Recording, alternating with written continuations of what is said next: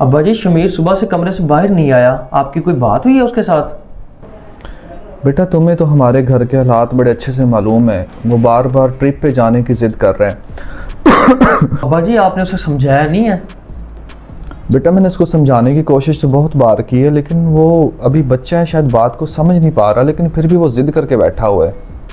शमीर अब बड़ा हो गया है, उसे समझ होनी चाहिए कि आप कितनी मुश्किल से इस घर का खर्च चला रहे हैं। चलें, आप फिक्र ना करें, मैं उसे समझाने की कोशिश करता हूँ। जी बेटा, आप उसे समझाने की कोशिश करो, शायद वो आपकी बात मान के अपनी जिद छोड़ दे।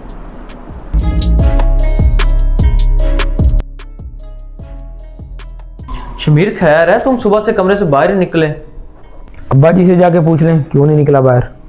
क्यों, तुम्हारी कोई बात हुई है अब्बा जी से? अब्बा जी से ट्रिप के पैसे मांगे थे, उन्होंने अपने हालात का रोना रोना शुरू कर दिया।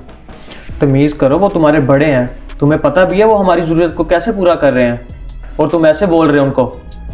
बाकी सारे खर्चे पूरे हो जाते हैं, मेरी बारी हालात याद आ जाते हैं। पिछले महीने अभी बाइक ली है और 2 दिन पहले आपको नया फ़ोन लेके दिया।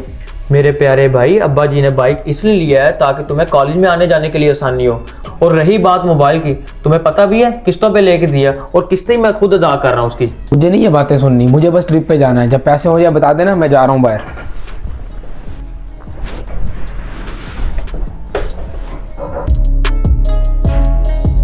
बेटा बात सुनो, आपने वो शमीर से बात की कुछ या नहीं की? उसको समझाया या नहीं समझाया? समझाया है उसे, अल्लाह करे उसकी समझ में बात आ जाए। बेटा मैं सोच रहा हूँ कुछ पैसे उधार पकड़ के ना उसको ट्रिप पे भेज ही देते हैं।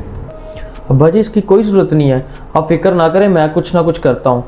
वैसे भी आपने सुबह से कुछ नहीं खाया हुआ, आप जाके आराम करें। आपकी शुगर भी लो हो रही है मुझे लगता है। मैं बाहर जा रहा हूँ, आपके खाने के लिए कुछ लेके आता हूँ।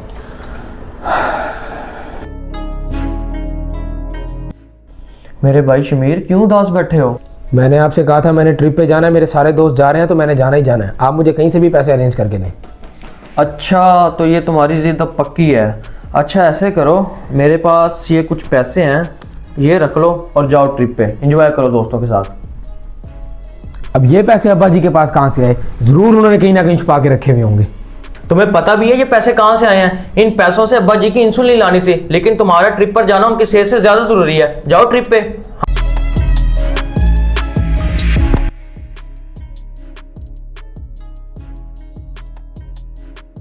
अब्बा जी अब कैसी तबीयत है आपकी? ये मैं आपके लिए इंसुलिन लेके आया था, भाई बता रहे थे आपकी तबीयत ख़राब है। बेटा बैठो इधर, ये बताओ तुम्हारे पास पैसे कहाँ से आए हैं?